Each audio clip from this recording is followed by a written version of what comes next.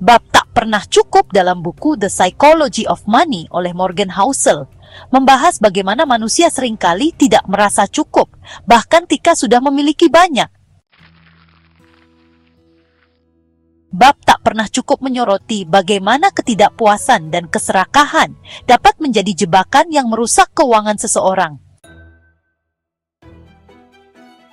Di satu pesta yang diadakan seorang miliarder di Shelter Island, Kurt Vonnegut memberitahu kawannya, Joseph Heller, bahwa tuan rumah mereka, seorang manajer hedge fund, mendapat lebih banyak uang daripada semua yang didapat Heller dari novelnya yang sangat populer Catch-22. Heller menjawab, "Ya, tapi saya punya sesuatu yang dia tidak punya, yaitu rasa cukup. Untuk sebagian masyarakat kita, termasuk banyak orang yang paling kaya dan berkuasa, tampaknya memang tidak ada batas cukup." Rajat Gupta lahir di Kolkata dan menjadi yatim piatu pada umur belasan tahun. Pada umur pertengahan 40-an, Gupta menjadi CEO McKinsey, perusahaan konsultasi paling bergengsi dunia. Dia berhenti pada tahun 2007 untuk bekerja di PBB dan World Economic Forum. Dia bermitra dengan Bill Gates untuk kerja filantropi. Dia berada di dewan direksi 5 perusahaan publik. Dari kawasan kumuh Kolkata, Gupta berubah menjadi salah satu pebisnis paling sukses. Keberhasilannya mendatangkan kekayaan besar. Pada tahun 2008, Gupta dilaporkan berharta 100 juta dolar, jumlah yang tidak terbayangkan bagi kebanyakan orang. Keuntungan tahunan, 5% dari uang sebanyak itu sama dengan hampir 600 dolar per jam. Dia bisa melakukan apapun yang dia inginkan dalam hidup. Dan yang dia inginkan sepertinya bukan hanya memiliki 100 juta dolar. Rajat Gupta ingin miliaran. Gupta menjadi salah seorang direktur Goldman Sachs yang dikelilingi beberapa investor terkaya di dunia. Pada tahun 2008, selagi Goldman Sachs menghadapi amukan krisis keuangan, Warren Buffett berencana menginvestasikan 5 miliar dolar ke bank itu untuk membantunya bertahan. Sebagai anggota Dewan Direksi Goldman, Gupta mengetahui transaksi itu sebelum publik tahu. Informasi yang berharga. Kelangsungan hidup Goldman sedang diragukan saat itu, dan dukungan Buffett bakal membuat harga sahamnya naik. 16 detik sesudah mengetahui transaksi yang akan terjadi, Gupta menelepon manajer hedge fund bernama Raj Rajaratnam. Panggilan teleponnya tidak direkam, tapi Rajaratnam langsung membeli 175.000 saham Goldman Sachs setelah menerima telepon dari Gupta. Jadi bisa ditebak apa yang dibahas. Kesepakatan Buffett-Goldman diumumkan ke publik beberapa jam kemudian. Saham Goldman naik harganya. Rajaratnam untung 1 juta dolar dengan cepat. US Securities and Exchange Commission, lembaga penegak hukum sekuritas Amerika Serikat, menyatakan tips orang dari Gupta menghasilkan keuntungan sampai 17 juta dolar, uang yang mudah didapat. Dan bagi jaksa, kasusnya lebih mudah lagi. Gupta dan Rajaratnam sama-sama dihukum penjara karena insider trading. Karier dan reputasi keduanya rusak untuk seterusnya. Bernie Madoff, pelaku skema Ponzi paling terkenal sejak Charles Ponzi sendiri, menipu para investor selama 2 dasawarsa sebelum kejahatannya terungkap. Ironisnya, hanya beberapa minggu sesudah Gupta. Sebelum skema Ponzi yang membuatnya terkenal, Madoff adalah pengusaha wajar-wajar saja yang amat sukses. Madoff membuat pasar yang mempertemukan pembeli dan penjual saham. Dia sangat jago melakukan itu. Seorang mantan staf berkata bahwa cabang penyediaan pasar di bisnis Madoff beromset antara 25 juta dolar dan 50 juta dolar per tahun. Bisnis sah Bernie Madoff yang bukan tipu-tipu jelas sangat berhasil. Dia jadi sangat kaya karenanya, dan itu secara halal.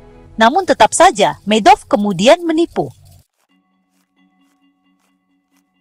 Pertanyaan yang kita harus ajukan ke Gupta dan Madoff adalah, mengapa orang yang sudah punya ratusan juta dolar masih ingin uang lebih banyak, sampai-sampai mengambil risiko untuk mengejar lebih banyak? Kejahatan yang dilakukan orang kepepet itu satu hal.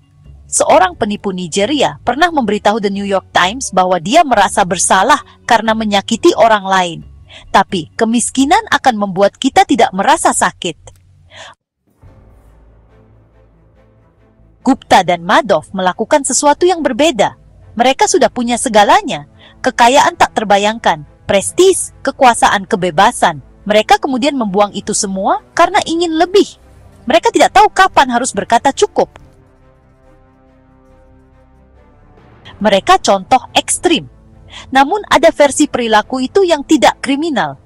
Hedge fund long-term capital management mempekerjakan para trader yang masing-masing berharta puluhan dan ratusan juta dolar. Sebagian besar kekayaan mereka diinvestasikan di hedge fund itu sendiri.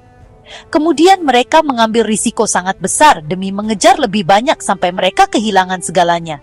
Warren Buffett belakangan berkata, untuk mencari uang yang mereka tidak miliki dan butuhkan, mereka mempertaruhkan apa yang mereka miliki dan butuhkan. Itu bodoh dan tidak masuk akal. Tidak ada alasan untuk mempertaruhkan sesuatu yang kita miliki dan butuhkan demi apa yang tidak kita miliki dan tidak kita butuhkan. Sedikit di antara kita yang akan pernah punya 100 juta dolar seperti Gupta dan Madoff.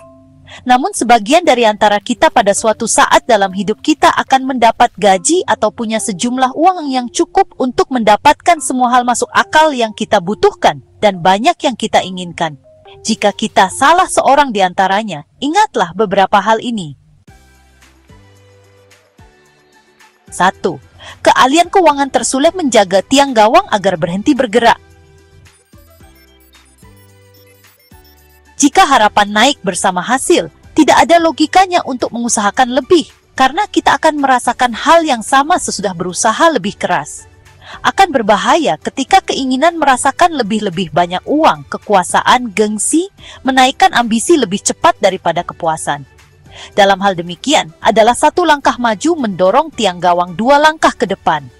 Dengan demikian, kita akan merasa seolah ketinggalan nih, dan satu-satunya cara mengejarnya adalah menanggung risiko yang makin lama makin besar. 2. Perbandingan sosial adalah masalahnya. Seorang pemain baseball profesional yang baru mulai berkarir digaji 500.000 dolar per tahun. Dia sudah termasuk kaya menurut definisi apapun. Namun jika dibandingkan dengan pemain baseball profesional Mike Trout yang punya kontrak 36 juta dolar per tahun, si pemain baru seperti orang miskin. Selanjutnya, jika Mike Trout dibandingkan dengan daftar 10 manajer hedge fund dengan bayaran 340 juta dolar per tahun, Mike Trout juga terlihat miskin. Para manajer top itu bisa memandang orang seperti Warren Buffett yang harta pribadinya bertambah 3,5 miliar dolar pada tahun 2018. Seseorang seperti Buffett juga dapat membandingkan diri dengan Jeff Bezos yang hartanya bertambah 24 miliar dolar pada tahun 2018. Intinya adalah batas atas perbandingan sosial sangat tinggi, sehingga nyaris tidak ada yang akan mencapainya. Artinya itu pertempuran yang tidak pernah dimenangkan, atau bahwa satu-satunya cara untuk menang adalah tidak bertarung sejak awal, menerima bahwa kita barangkali sudah cukup harta, meski itu lebih sedikit daripada yang dimiliki orang di sekeliling kita. Seseorang yang setiap tahun pergi ke Las Vegas bertanya kepada bandar, "Anda bermain apa? Di kasino mana?" Si bandar dengan serius menjawab, "Satu-satunya cara untuk menang di kasino Las Vegas adalah langsung keluar sesudah masuk." Persis begitulah cara kerja permainan mengimbangi kekayaan orang lain. 3. Cukup tidak terlalu sulit. Banyak orang menganggap gagasan cukup mengabaikan kesempatan dan potensi yang tersedia.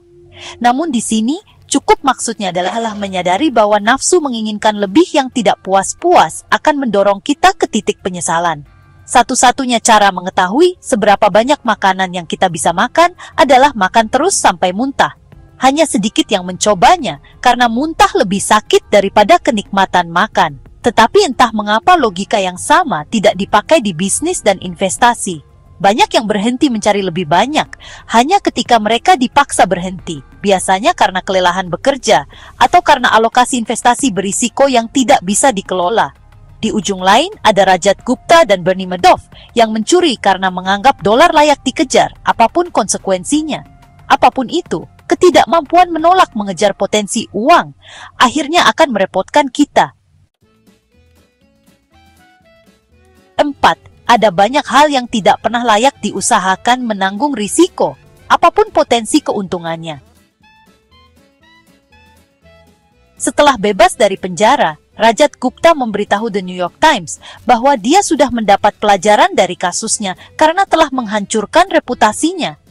Tampaknya itu pelajaran terburuk yang mungkin didapat dari pengalaman Gupta dan merupakan pembenaran diri seseorang yang benar-benar ingin mendapat reputasinya kembali, tapi tahu reputasinya sudah hilang untuk selamanya.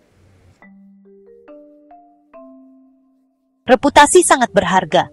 Kebebasan dan kemerdekaan sangat berharga. Keluarga dan kawan sangat berharga. Dicintai oleh orang yang kita inginkan mencintai kita sangat berharga. Kebahagiaan sangat berharga.